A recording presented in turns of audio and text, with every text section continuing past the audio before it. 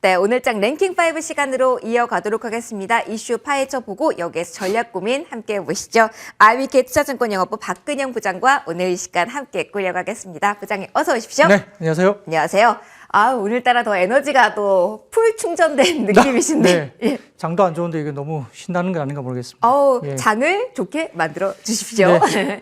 이슈 5개 보면서 여기서 저희가 돌파구 함께 찾아보도록 하겠습니다. 첫 번째, 호재가 많은 쪽부터 조명해 보도록 하겠습니다. 일단 오늘장은 살짝 쉬어가는 쪽도 있고 오전에 비해서 BH 같은 경우는 살짝 조금 탄력이 둔화되긴 했지만 여전히 이쪽에 대한 기대감이 높습니다. 일단 여러 가지 재료들이 많은데 최근에 BH 같은 경우는 이렇게 강한 이유, 네. 가장 큰 배경에는 어떤 요인이 있다 보시는지 이에 대한 분석부터 좀 들어볼게요. 뭐 근본적으로 BH는 이제 폴더블이라든지 그다음에 아이폰 계열로서 실적이 좋아지는 쪽이잖아요. 네. 그래서 삼성전자가 최근에 좀 아쉬운 부분이 이제 GOS 관련된 논란이 있었고 애플이 이제 신제품을 출시를 하게 될 텐데 여기에 대한 뭐 애플 매출 호조는 결국은 굉장히 좋아지는 거고요.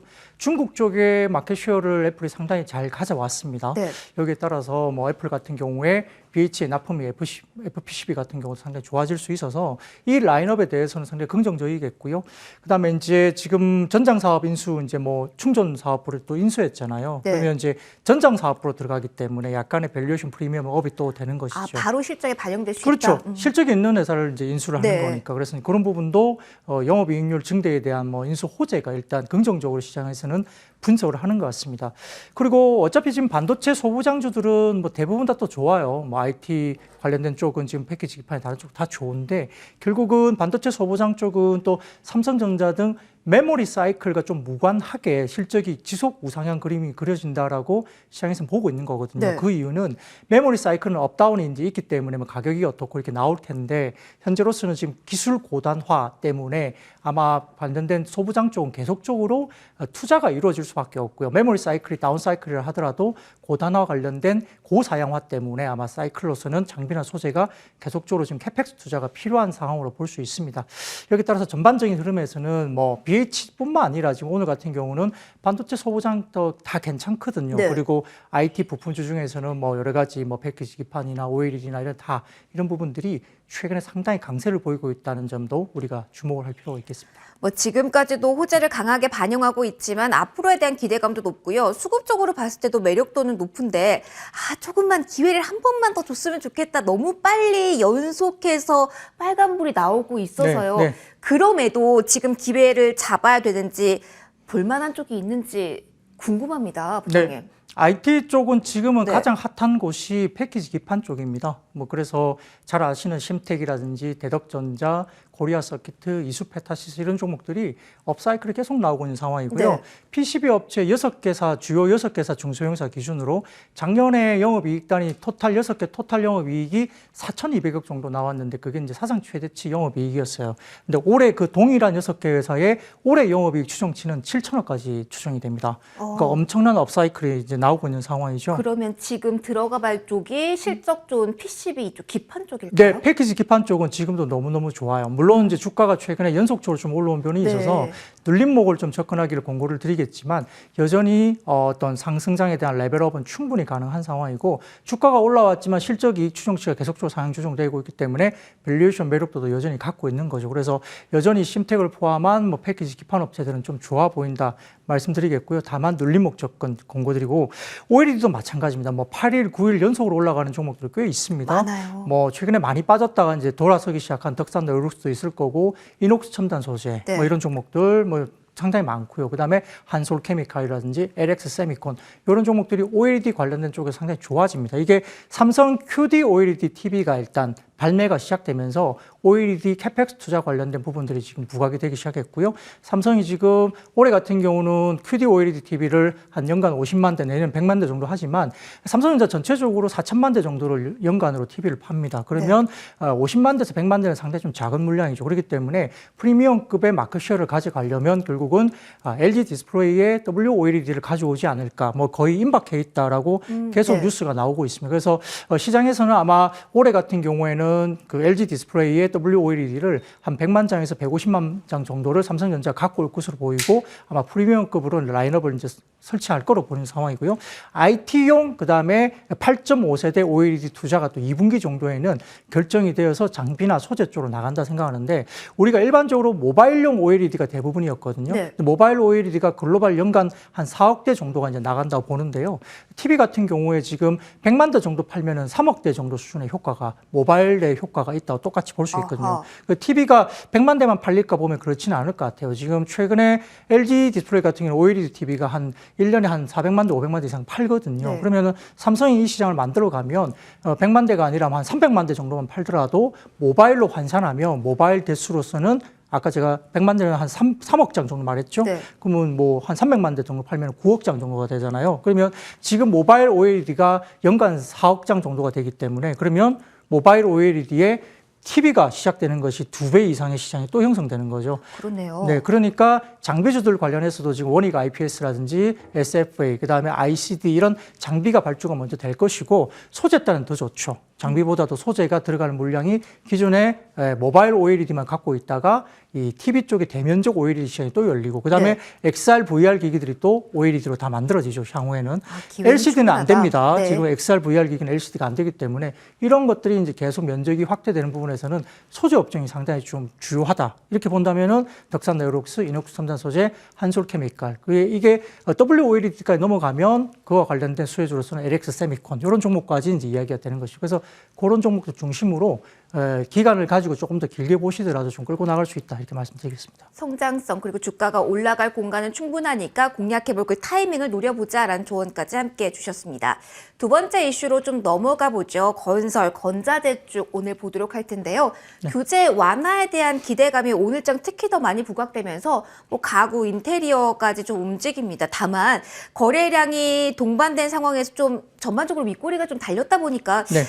오늘 자리를 어떻게 판단해야 되는지 약간 아리송하거든요. 일단 이에 대한 전략 어떻게 저희 지금 가지면 좋을까요? 네, 윤석열 당선인의 뭐 30년 이상 노후 아파트에 대한 재건축 전면 안전 진단 면제 공약 기대감이 있는데 사실 이 공약은 지켜질까라는 의문이 좀 있습니다. 왜냐하면은 이게 그냥 지켜질 수 있는 건 아니고 이제 뭐 의회를 통해서 뭔가 법 개정이 여러 가지 돼야 되는 넘어야 허들이 될 있죠. 산이 아직 많군요. 근데 이제 당선인이 이제 뭐 어쨌든 지금 의회를 구성하고 있는 것이 이제 야당이 이제 앞으로 야당이 될 네. 당이 이제 다수를 차지하고 있지 않습니까? 민주당이. 그러니까 윤석열 당선인 같은 경우는 그 이제 의회를 넘어야 될 어떤 허들이 있는데 네. 근데 다만 이제 이번 대선의 특징이 세금 문제라든지 그다음에 부동산 관련된 이슈가 사실 정점화되면서 다소 이제 지금 새로운 이제 야당이 탄생하는 거잖아요. 그러니까 그렇죠. 현재 민주당 입장에서는 약간 여기에 대한 고민도 좀 많이 있을 거로 봅니다. 그래서 전격적으로 어떤 공급 물량 확대 이런 부분에 대한 부분들은 같이 이제 의견을 조금 이제 맞춰갈 여지는 있다고 보는데, 근데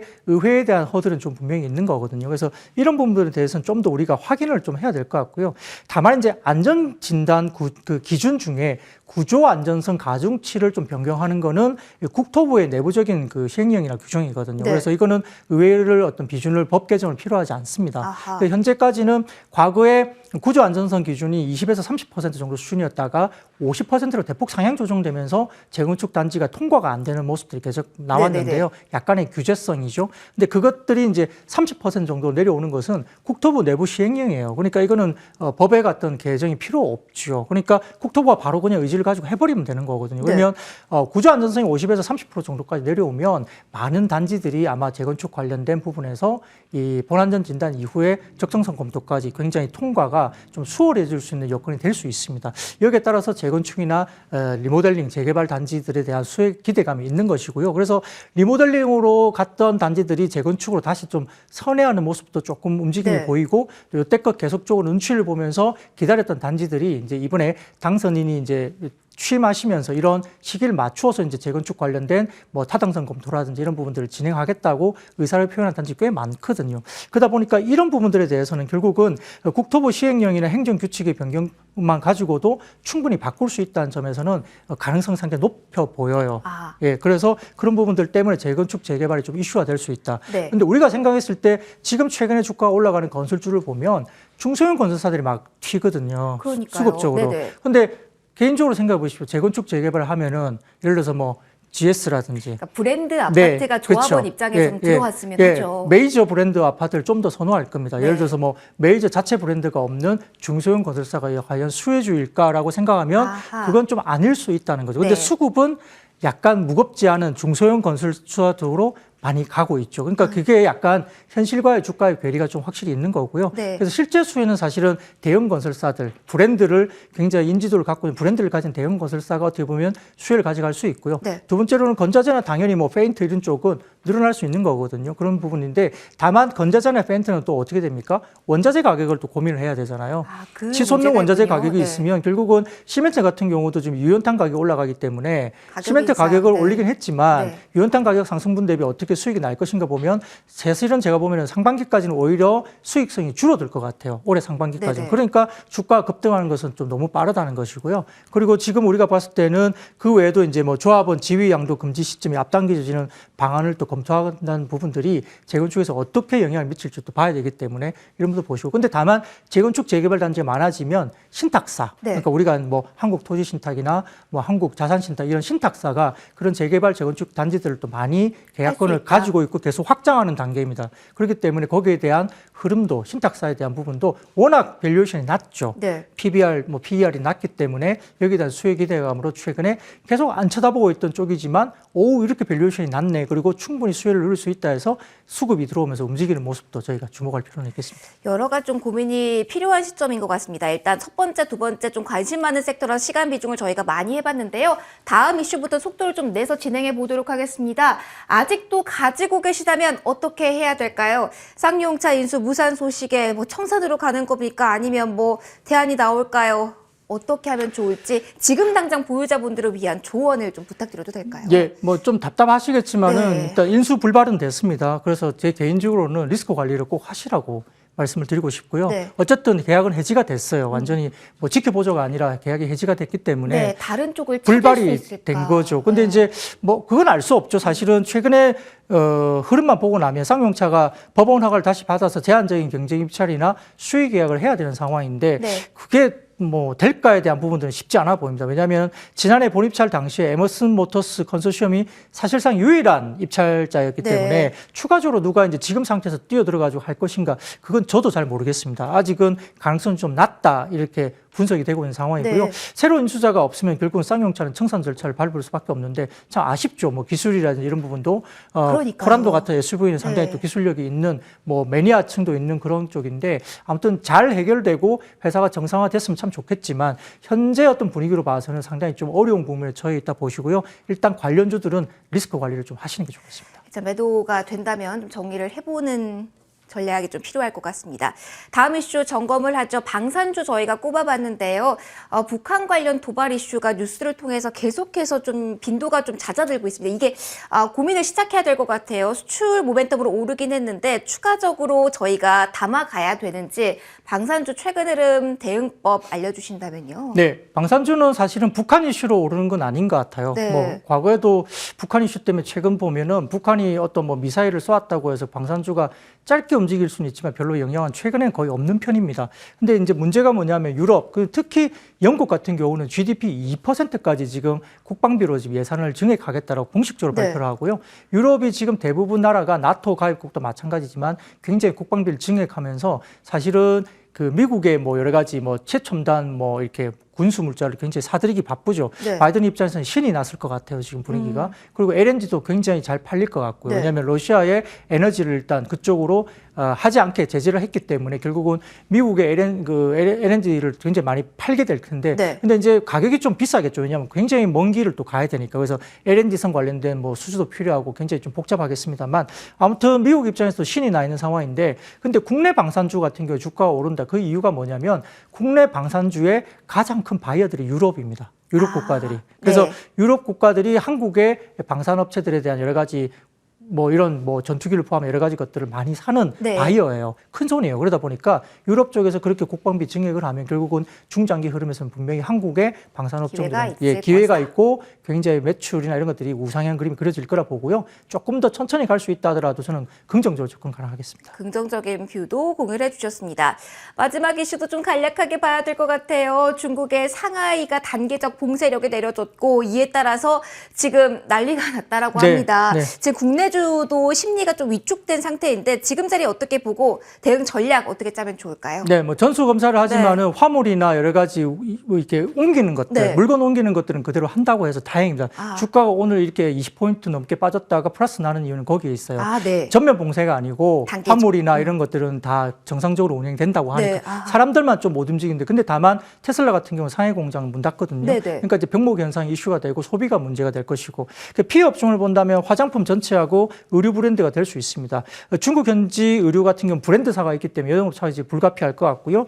그다음에 상해 내 국내 브랜드 오프라인 매장도 다수 위치하기 때문에 힘듭니다. 코스맥스 같은 경우도 지금 상해법인 중국 매출 중에 75%를 담당하기 때문에 이쪽도 상당히 타격이 일단 단기적으로 있습니다. 다만 수혜는 의류 OEM인데 아마 중국에 이제 여러 가지 OEM사를 둔 상해 쪽에 둔 이쪽에 이제 문을 닫게 되니까 동남아로 옮기겠죠. 그럼 네. 동남아 쪽에 한국 쪽에 OEM사가 많죠. 그래서 전체적으로는 한세실업이나 영혼무역, 화성엔터 이런 종목들이 상대적으로 동남아 지역으로 물량 이전에 대한 기대감이 반사이익 수혜주로 거론되면서 주가가 나쁘지 않은 것 같고요. 중국의 노출도를 본다면 지금 LG생활건강과 아모레퍼시픽은 매출 비중의 80%가 중국 현지와 국내 면세의 합산으로 중국의 영향을 받습니다. 그리고 FNF와 코스맥스는 FNF는 50%, 코스맥스는 40%가 중국 현지와 면세의 영향을 받는 거고요. 클리오는 약 15%, 한국콜마는 9% 정도 영향을 받죠. 그래서 상대적으로 한국콜마가 좀 덜 받는 편이고요. 네. 그래서 상반기까지는 ODM, 한국콜마 정도를 조금 접근하시고 그나마 사신다면 그리고 하반기에는 브랜드 쪽으로 접근하시는 게 좋겠습니다. 중국 소비주에 대한 어떻게 접근을 하면 되는지 그 중심을 딱 잡아주셨습니다. 오늘 원픽 들어봐야 되는데요. 가격 전략 위주로 좀 간략하게 들어보도록 할게요. 어떤 종목 보세요? 네, 지금 중국 쪽에도 지금 네. 오늘 셧다운 들어갔기 때문에 반도체 소부장 중에서 파렌치 파운드리 관련된 DB하이텍 관련입니다. 그 반사 수위가 될 수밖에 없습니다. 지금 중국 상해에 월 300K 정도의 파렌치 파운드리 캐파가 중국 상해에 위치합니다. 셧다운 됐기 때문에 수혜주로 거론될 수 있고요. 중국 팹의 수출 비중은 약 10에서 20% 수준이기 때문에 상당히 큰 규모입니다. 그래서 DB하이텍이 좋고 그다음에 올해 영업이익단 6,600억에서 7,000억까지 추정이 됩니다. 그럼 PER이 5배에서 6배 정도 사이고요. 네. 상당히 쌉니다. 그래서 지금은 아마 업사이드를 관련해서 DB하이텍 좀 상당히 좋을 것 같고요. 목표가는 9만 원까지, 손절가는 71,500원 제시드리겠습니다. 네, 지금까지 IBK투자증권 박근영 부장과 이 시간 함께 하셨습니다. 부장님 오늘도 소중한 말씀 고맙습니다. 네, 감사합니다.